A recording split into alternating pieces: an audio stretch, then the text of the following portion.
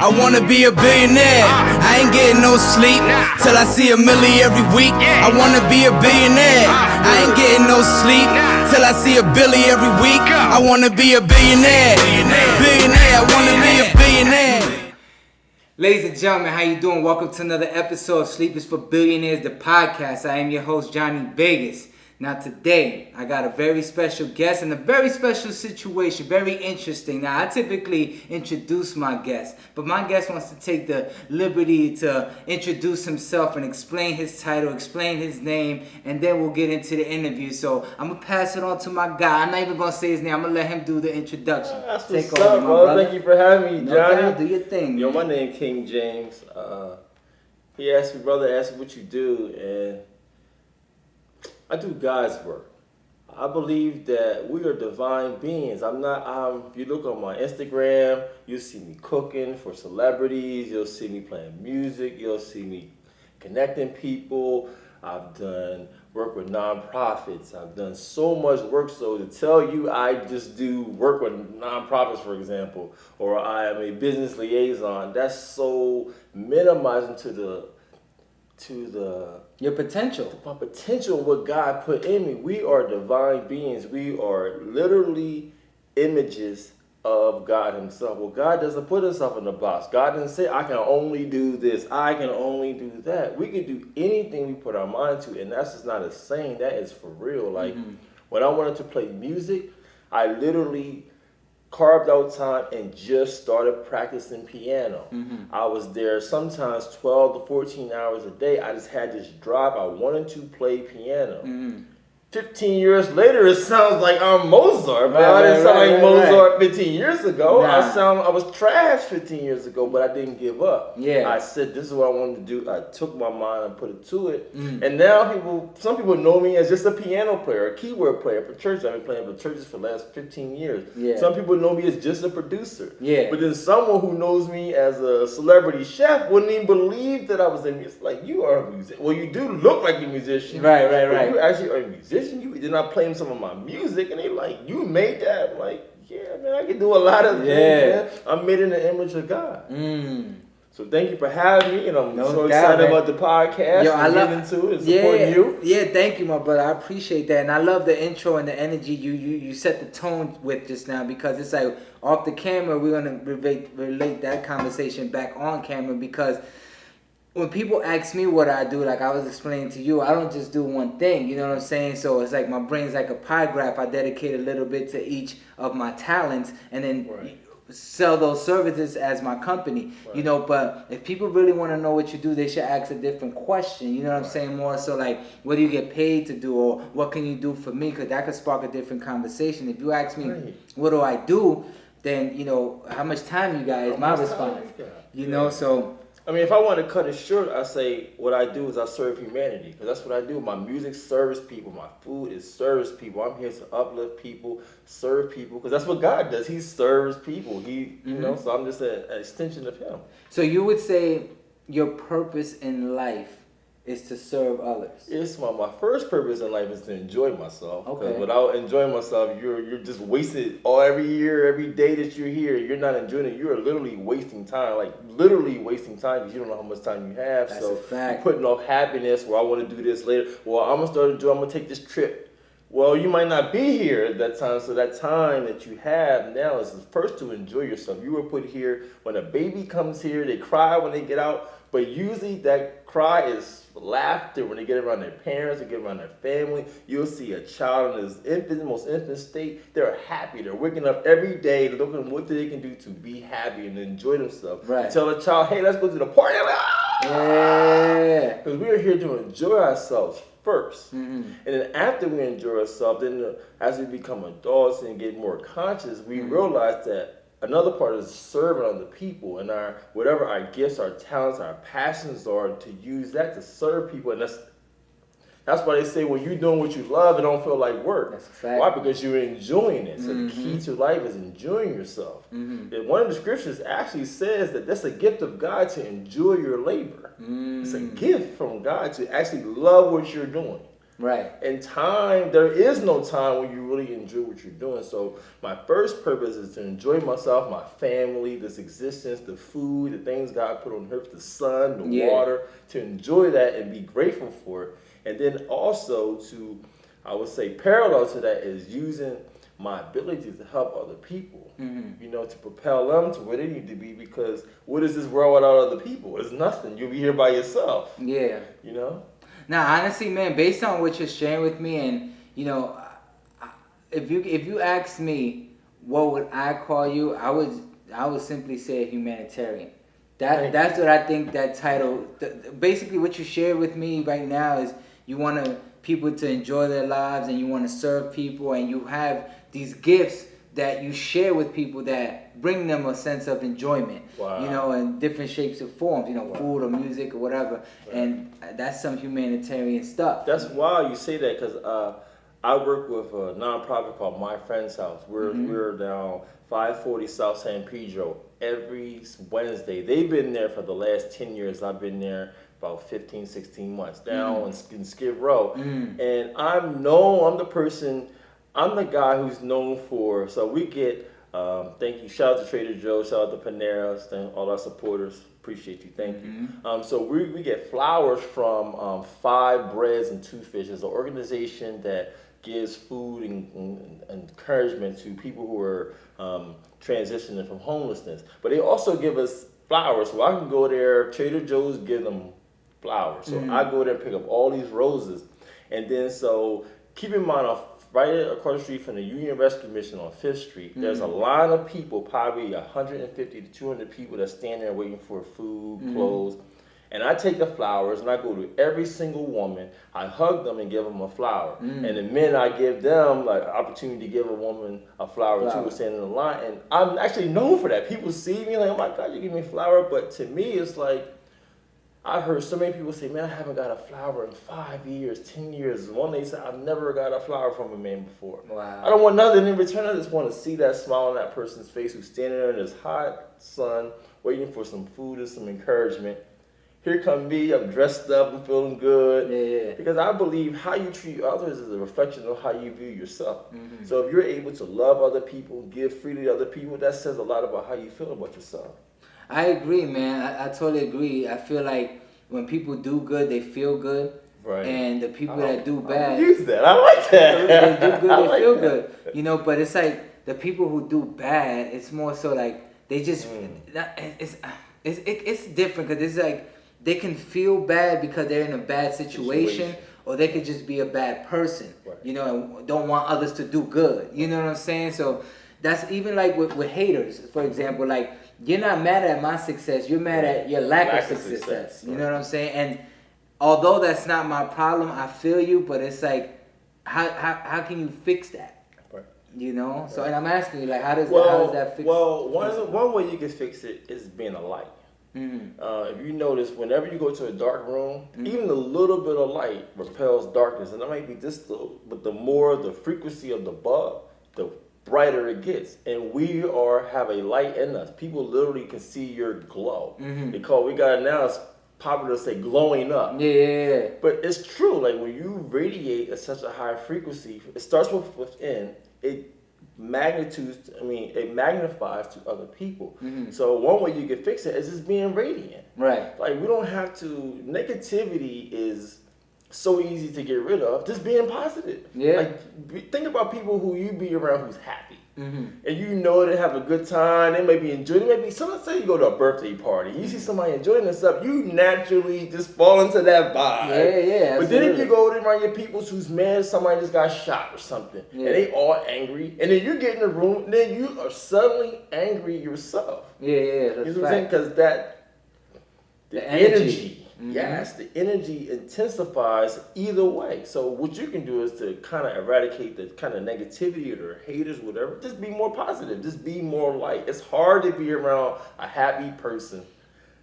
Matter of fact, you can't even be around a happy person for too long, because then it makes you feel some type of way. It's like, man, well, you know what, this person, then it kind of makes you kind of step off. Or that's the thing I like about energy. It's like magnets. Like the magnets who come together, they're like that. But if it's not, they repel from each other. It's the same way our energy is.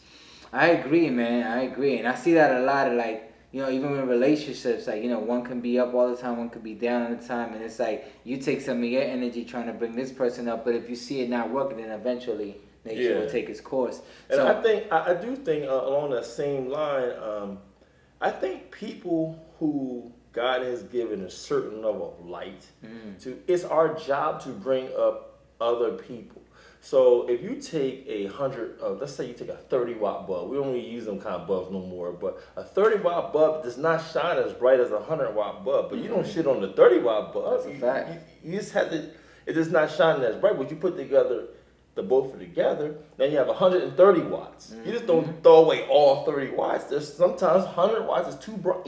Right. You don't know where it's at. But I'm using the analogy of the watts and light because we have that same frequency, that same vibrations. Like if I have the answers, well, if I'm not giving people solutions, then I don't have the answers. I might can know it, but if I'm not helping and putting it to use, it means useless. nothing. Yeah. That's what I mean. So I find myself in situations where I'm supposed to use my likeness, my presence, my energy to uplift. I'm down Skid Row probably 4 or 5 days a week right now. And I don't run because of someone's negativity, but I'm that person people come to, they see me and like, hey, what's up, King? Yeah. That's a smile come on people's face when they talk to me. Why? Because that's how I treat people. I don't treat people like they're less.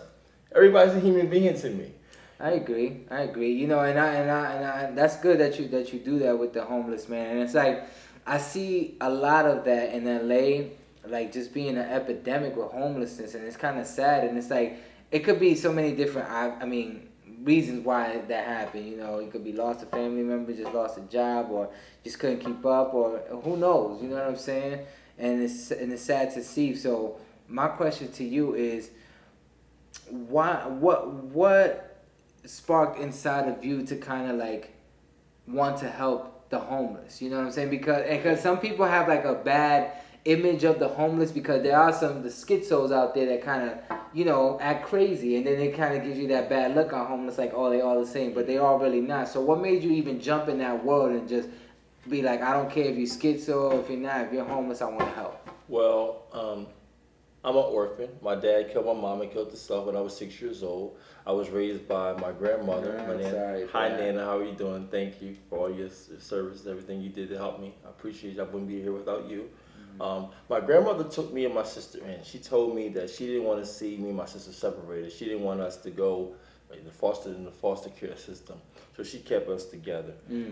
She lost her family. She lost so much trying to keep me and my sister together. She raised us up in church, and they had a Helping Hands ministry, and we would be there every single Saturday, probably till I was like 11, 12, 13 years old. I'm talking about every Saturday. Maybe 1 or 2 Saturdays after summer we went on vacation, but every Saturday we were helping these people. And my grandmother would bring people in her house. Like at my house, anybody can come to my grandmother. I'm telling you, anybody. I literally mean anybody can come to my grandmother's house and get a meal. When she cooked, she didn't care who you were. And I remember a time when people would come to our house and she would make us wait. Or I remember one time she took our bedroom, made all of us get out of our bedroom. So one lady, a homeless lady from Africa came, she gave her, we was upset, like, man, like, why are you giving her our room? But I didn't understand that those things were laying a foundation. So as I became an adult, I moved from Philadelphia out to LA, and my homie gave me an invite to go down there and help with my friend's house. And then it was just like, I got to do something. I'm the kind of person where I'm not a talker. Like, I'm an action. Like, you can talk, we all can sit around and talk about a problem, but how many people is actually going to get up and do something about it? So I said, you know what? Well, what can I do at the level that I am? And that was just carrying boxes. I'm sweeping up the floor. Just the little things that nobody else wanted to do. Right. I just started doing them. And from there, I began to grow in the company, grow with the organization. And just to see the effect that people have when they see me now, it's like, you've been here. It's one thing to say you throwing all this money at the problem. It's another thing when you're actually there physically counting. Miss L'Oreal, she's a person who is in transition, and her story is, I'm not able to say her name because her story is very public. But she got a makeover for her apartment. Okay. And in her apartment, she has a letter that says King is allergic to mushrooms and mayonnaise. And the owner of the organization took a picture of that and sent it to me. And I felt, literally tears came to my eyes. Like, man, this is how people view me here. These people are nobody to a lot of people. These are nobodies. These are the cast off of society. You know, they're going to all die soon. But to me, these are people. These are God's chosen people. God loved these people like he loved me, like he loved you, like he loved everybody that's watching.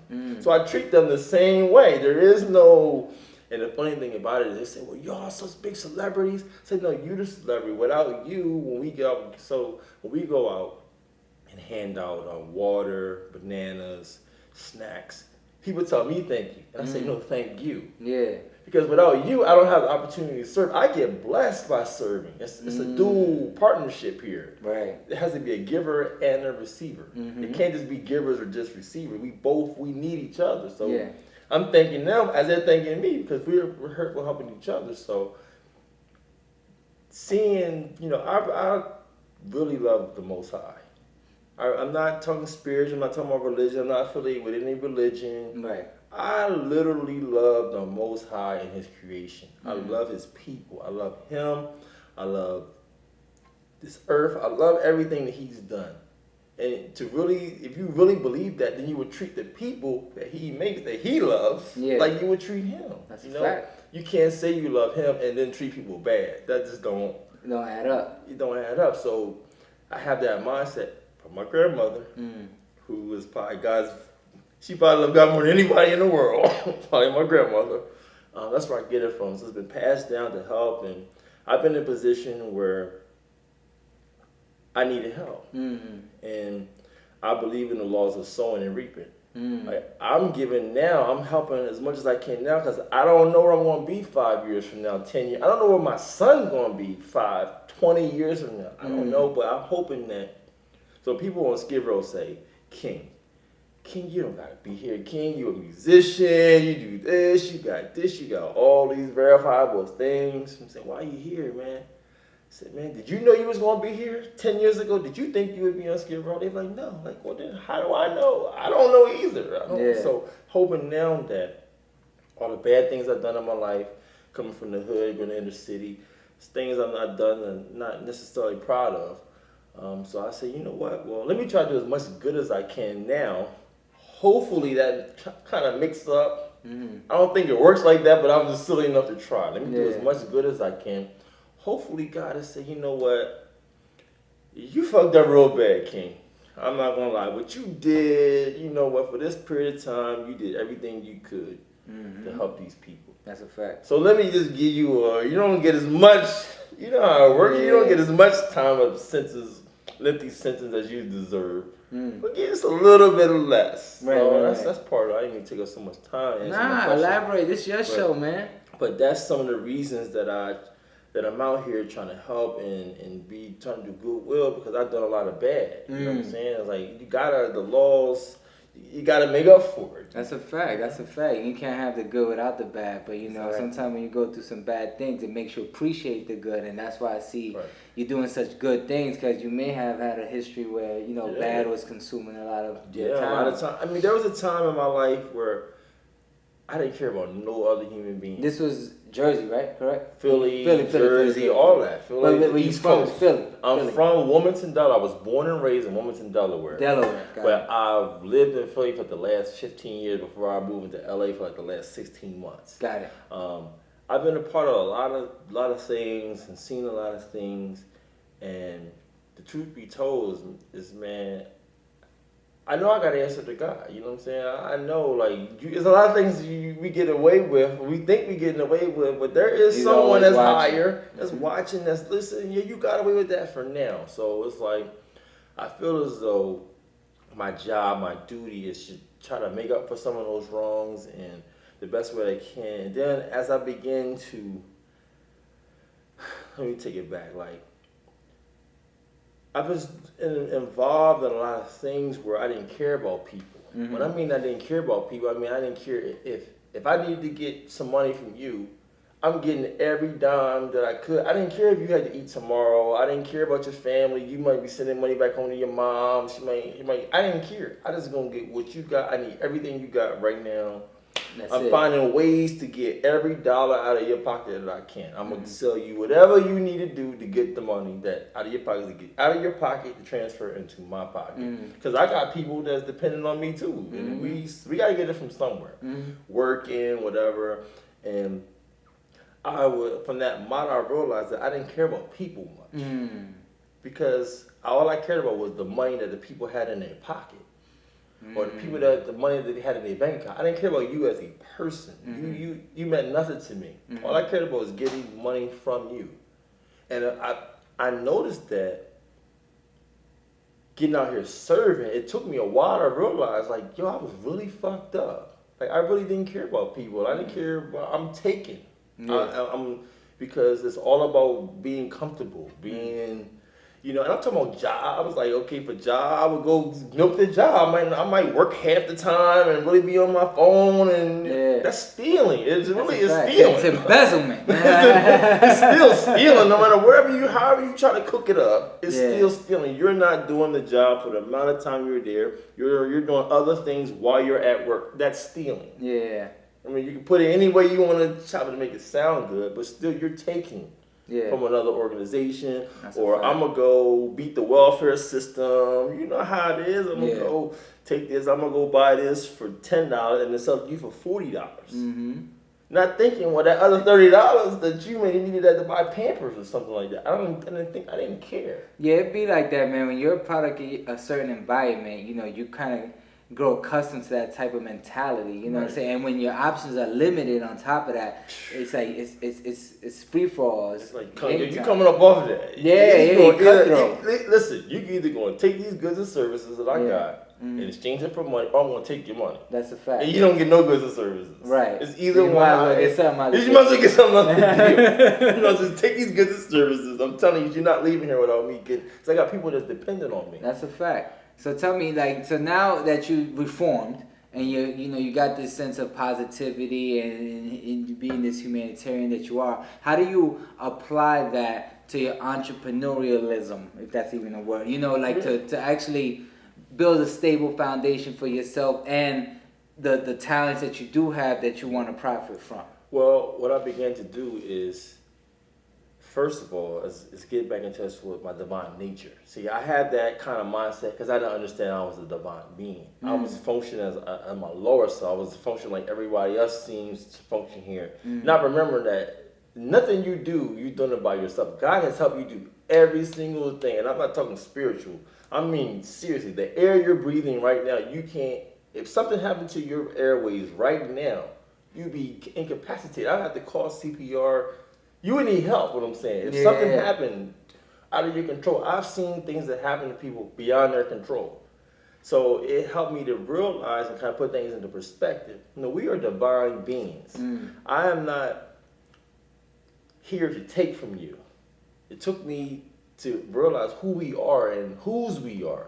God made sure everything eats. Ants eat. Ants don't steal from each other. Ants ain't robbing each other for food, but ants still eat. Flies eat. Roaches eat. Everything eats on this. Plants eat. Every single living organism that's on this earth right now eats. How do they eat? Because God provides for them. Everything. Not just humans. When I began to actually realize that and believe it and see it in action, it began to help me business-wise. So now for business, I'm more secure just doing what I'm called to do my purpose. I'm able to go out and just do my music and don't worry about what's happening and who, I gotta go get this person, I gotta meet this person, I gotta do this, I gotta do. No, I gotta do my music. God is the one who makes sure everything else, the pieces come together. I need to be prepared with my music.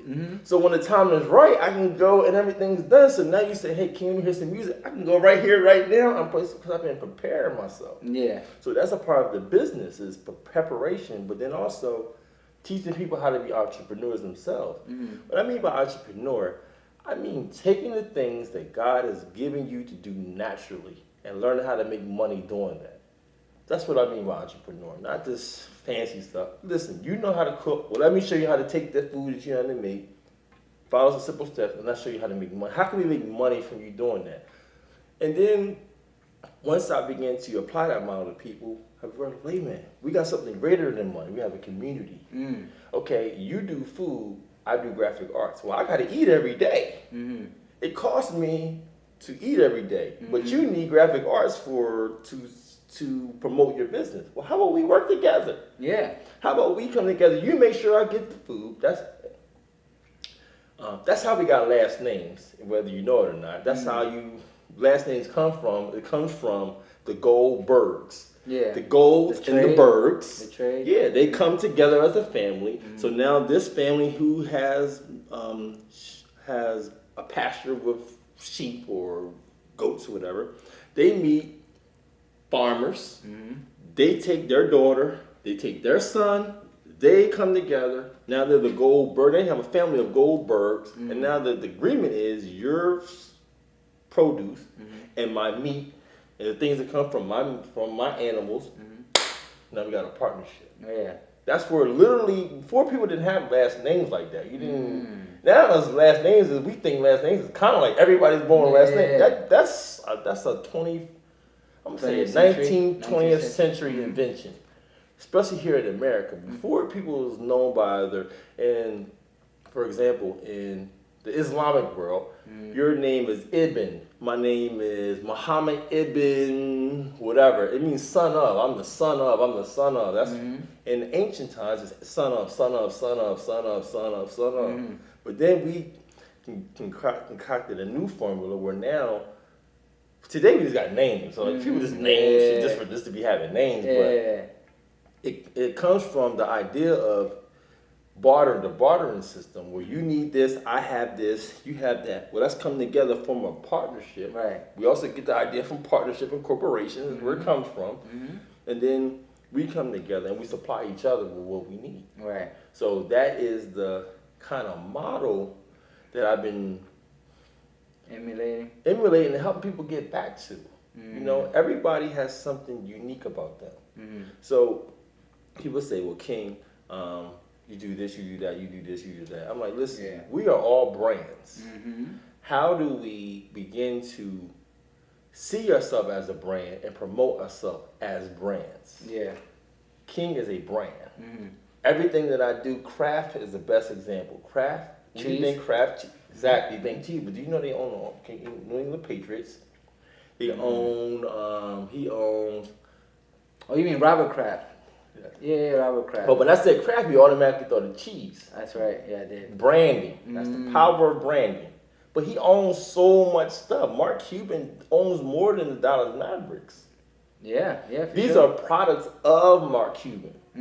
Mark Cuban is the brand. The things he created are just byproducts. They're results of his thinking, his divine intervention and all that. Yeah, they're products. They're not, you don't give more power to the brand than you do to the person who created the brand. That's silly.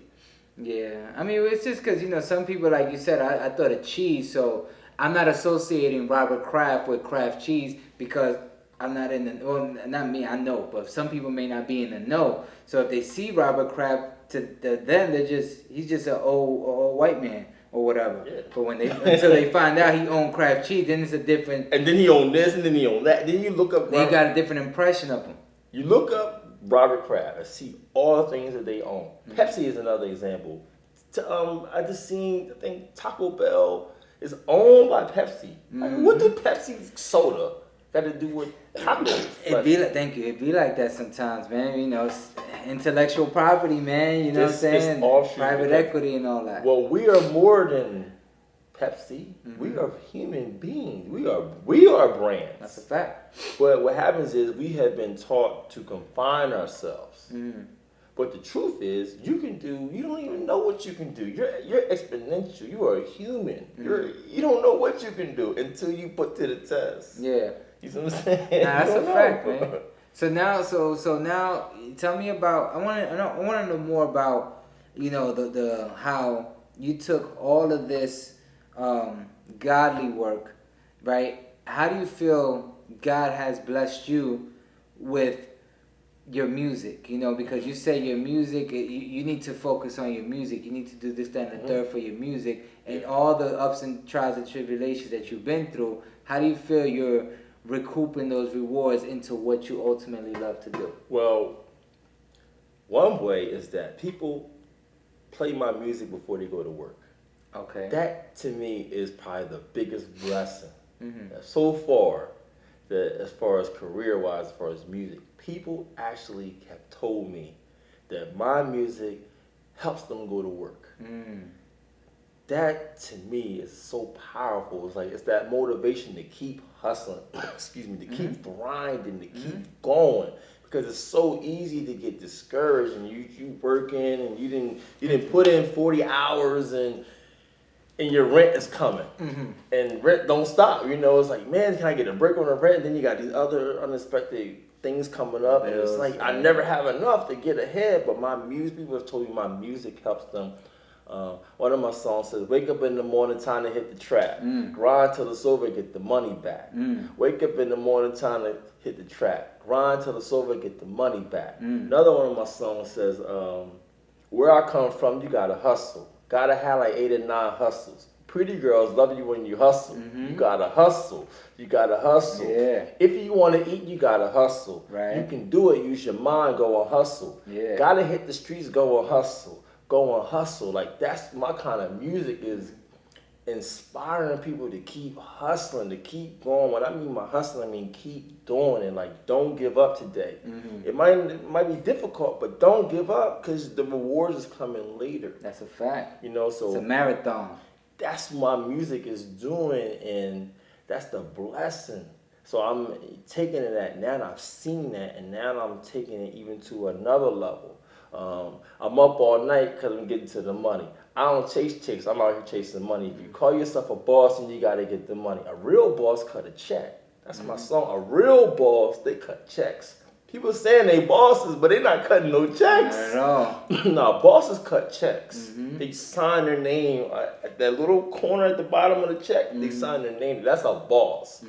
Other than that, You're working. You're working to get to that point. Yeah, You know what I'm saying? But yeah. bosses sign checks. That's Ain't nothing wrong with that, Salute to the working man. I've been him. Listen, I mean, you signing checks. I mean, and really the working man too, because they signing checks, but they're signing checks for other people to go get on their boats and yachts and That's a fact. make sure the cable stays on, and that somebody's smiling because you keeping that $100 a month for every month for 3, 4, 5 years. That adds up. But my point is, my music is a catalyst to keep people inspired, man. Because that's what God does. He inspires people. He gives you. He tells you in the worst state you're in, it's not over. Like you see this now, you're only gonna go up from here.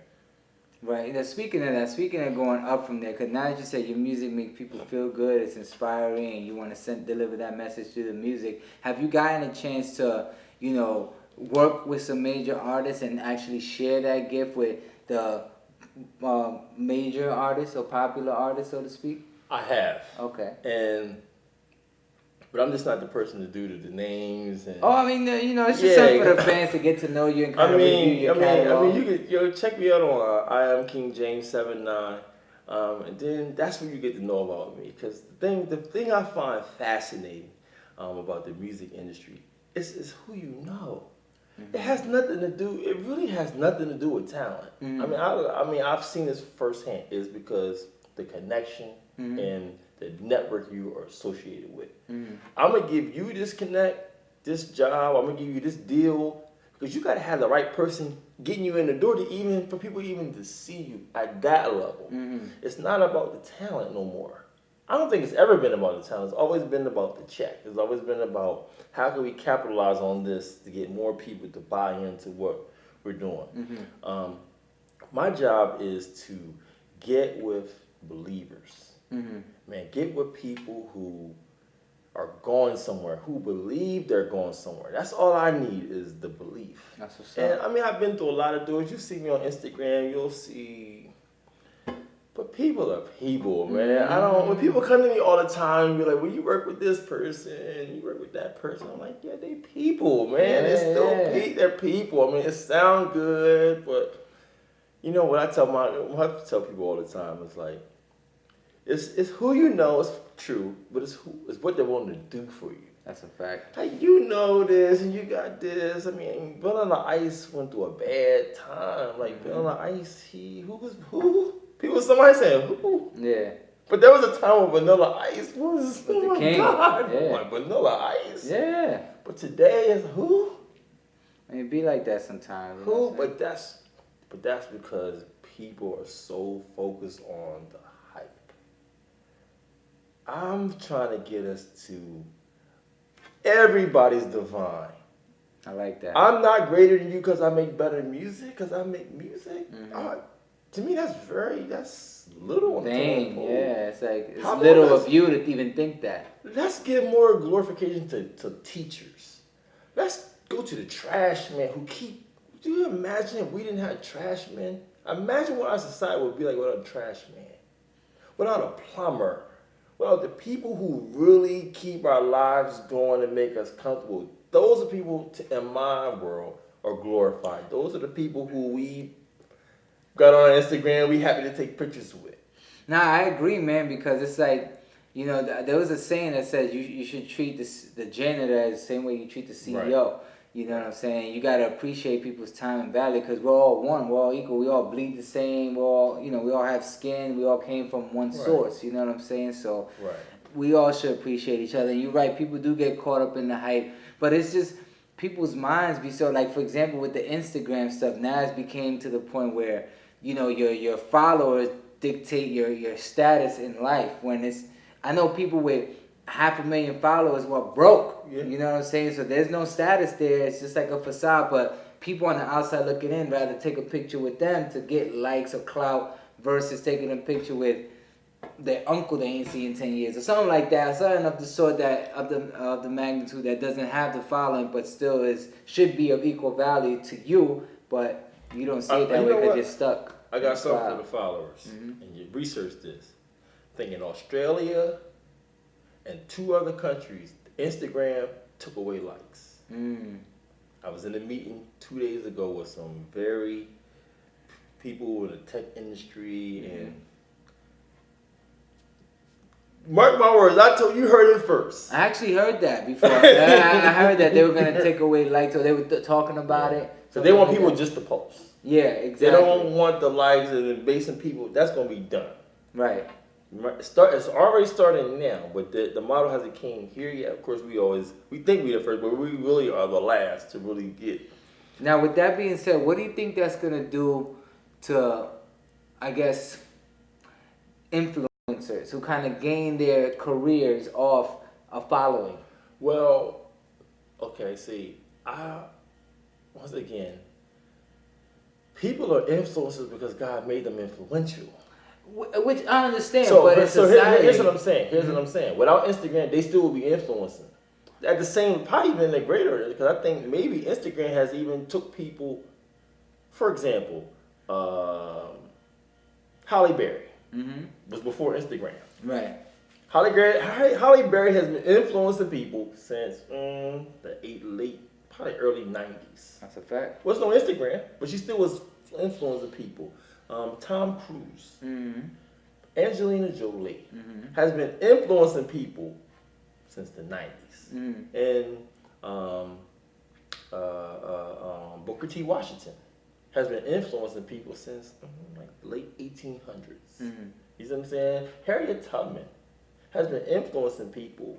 She didn't have Instagram. People still are influential. Influence is people see something. They see that, once again, getting back to the conversation about the light. People see that, like, a city on a hill can't be hid. You can't hide it. It's something, you just gravitate to. You don't even know what. They probably don't even understand how are these people gravitating to me? But that's that divine light. Now, I just went to an Instagram forum here in LA about influencers. So I'm not discounting saying that people that it's not important. It's very influential. But in my world, it's still minimizing them because now you're just Instagram. No, what about this stuff you don't even know about that's just popular? There's something in Japan they was telling me about. An app in Japan that's like viral over there that we ain't even heard about. I'm like, what is that? And another thing that kids use that I never even heard about, but it's crazy right now. So to take anything once you bottle it up, you automatically lost something.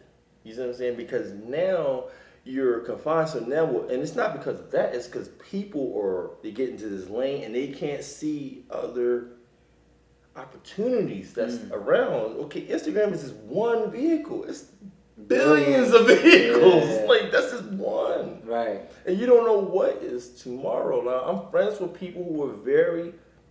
You can go to my Instagram. I'm friends with people who are very influential. But influence you to do what? Right. What are you influencing to do? That's the question. Well, of course, in America, we're influencing you to buy things. Right. That's just what it is. Of course. We're influencing And that's what I was kind of getting at with the influencers having their clout with the corporations that pay them to be brand ambassadors and stuff. So when they take away the likes and the follow, which me as a corporation would want to utilize a influencer to be a brand ambassador for my product. If I no longer see that, then I wouldn't even hire an influencer based on analytics. Yeah. You know what I'm saying? So it kind of take away that dynamic to where they can potentially gain some type of revenue through that stream. But we also, think about this, before Instagram, there was print. There was East Bay. East Bay would hire somebody to come in and they would hire Kevin Garnett or Allen Iverson or whoever to promote a sneaker. I think Jordan kind of started it all, really. Yeah, that's a fact. I think it'd just go back to the days where we didn't have Instagram. You know, when we kind of had to hit the streets with the whatever was popular, whatever was popping, people wanted. But see, I want to get rid of people just getting what's popping. Get what you like because you like it, not because somebody else said it's popping. Because you see Kylie Jenner with something. Now, okay, that might just work for her. Like you. That's a fact. Just because they have it, that don't mean it's the best thing. Okay, it got Balenciaga on it, so now it's the shit. Maybe not. Maybe okay, it got Balenciaga on it, so it ain't shit. You take the same thing and put Puma on it, it ain't shit because it don't got BLA. That's stupid to me. I agree. I mean, you know, but again, you know, society it's kind of fucked up, and it's been. I don't want to blame it on being Americanized, but like you said, we live in a capitalistic community, world, where you know everything is. I want to sell you something here, buy this, because that's what keep the corporations afloat. You know, so it's like the people that are not in the corporation get brainwashed to think this is just the way it is. Yeah. And then they grow accustomed to that lifestyle being a product of their environment, and it's sad because that method is being applied to all levels of the community, whether you're in a low community or mid community or high community, you're still brainwashed and trained to think that way, and you know. But then you got people like yourself and I who will sit together, brainstorm, and slowly but surely it's changing. Slowly but surely, it's like each one reach one. Because the truth is, we all are unique. We all are special. We all have talent. Your talent is we all are talented. It shouldn't be here, there. Is some musicians better than other musicians? Of course. Is there some singers who are better than other singers? Of course. There's some chefs who are better than other chefs? Of course. I'm not saying just because someone has something that more people like, that makes more problem. I'm saying we all are divine beings. The person who's in the wheelchair is just as divine as me. Once we all embrace that we all divine, then we all have a different respect for each other. Because here's what I don't like. I don't like that because I have a talent, you treat me better than you'll treat somebody else because they don't have the same talent. I can sing, And this person, they can't do anything, and they might look a little scruffy. So now, you're not gonna give them the same respect. I come in your house, you're gonna offer me water. You don't even offer them, and you don't even let them come in your house. But they could be God. You don't know who this person is, but just because of perception, I want to change how we treat people. That's what I want to do. And then business, everything will grow because this world is abundant. There is more on this earth than we ever can exhaust. Now, there are a couple people in the world who could have control of resources who wants us to think that there's a limited supply of water, for example. Like, oh, this is droughts. I feel you. The earth is 3/4 water. Yeah, there's somebody drinking it. Somebody drinking It's 3/4 of water. This water that we don't even know about. It's underground in wells, and we don't even know it exists yet. So how can it be? Come on, like there is more air. There's more food. It's enough for everybody. It's enough money. It's enough, whatever. It's enough for every single person. But when we begin to treat each other like we are little gods walking the earth. That might be too deep. I'm sorry. You don't even think about this. Might be too deep. I'm sorry. It's cool. And honestly, though, it's good that you cut it because I'd rather people get this message that you're trying to share through your music, which you said you put in there, and that's why I kind of want to bring the attention to, you know. So where can the people like find your stuff so they can capture this message that you're trying to share with the world? Well, you can follow me. First thing you do is follow me on Instagram.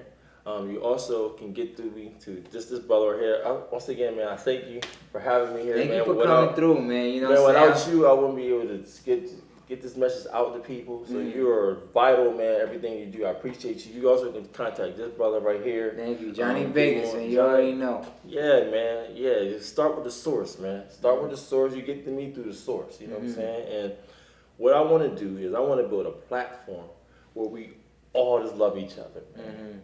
We always saw that, whether it be music, acting. Listen, you're going to see me. You're going to see me. I'm around. I'm everywhere. You're going to see me around. Just like, well, I see him. But I don't want you see me. Don't come to me about no music. Come to me as a person, as another human being on a human being level. Don't respect me more because you see me on this or you heard my song. Like, oh, my God, this man. I'm human just like you. This morning, I had to use the bathroom. I had to get a shower, put my shoes on, just like you had to do. I'm no different than you. God don't love me no more than he loves you. He loves us all the same. So I don't want to be glorified or no, he do this. Oh my gosh, oh my God. Say that for somebody else. I'm cool. I just want to be treated as another human being that's just like you. I want the same respect you would give to anybody else. I don't want to be special. I want to be just another person contributing to the human experience. There you go. You know what I'm saying? Does that mean I don't want people to hear my music? Of course, that's why I make music, for people to hear it. I want you to hear it and enjoy it and love it and buy it and support the other artists that I'm working with because they got families to feed. I want you to support, but I don't want you to. I want to cut that. I'm better than you, and now you passing out. Yeah, now you see me now. You passing out. You fainting and shit. Because you see me now. Oh my God. No, I'm cool. I just want to be treated as a human being that loves humanity, that loves God, that loves my family. That's it, man. And we can build from there, you know. And if you enjoy the music, and if you don't, it's okay if you don't even enjoy it. I'm cool with that. You know what I'm saying? It's not for everybody. It's for those who need some more motivation to keep getting up every morning. They're grinding because they're chasing a dream. That's what I've been chasing all my life. It's a dream. This thing that's seen is there. I know it's there. It don't look like it's there, but that don't. Faith is the substance of things hoped for, the evidence of things that are not seen. I keep going to that thing that I don't see yet because I know it's coming. That's a fact, man. Likewise, you know what I mean? I like that, man. Big faith, big facts all day, man. I'm glad you tuned into another episode of Sleep is for Billionaires, the podcast. I am your host, Johnny Vegas. Thank you, King, once again for coming through. I appreciate your words and your wisdom. and I wish you nothing but success and happiness in your Thank journey. And if I could be a part of it in any way, just let me know. Just Yes, holler. man. Let's make sure we share. Make sure we share, man. I love what you got going on. This ain't platitudes, man. Appreciate it. I really appreciate what you got going on. Thank you, man, for everything you're doing. Let's keep going, keep pushing, keep pushing. You know what I'm saying? I won't let you down, brother. I can't stop. I don't know how to stop. It's like I'm like a machine, and God is the puppeteer, and I'm just like, okay, which way, God? Which way? You know, so that's what it is, man. But stay tuned for more episodes to come. Thank you for watching.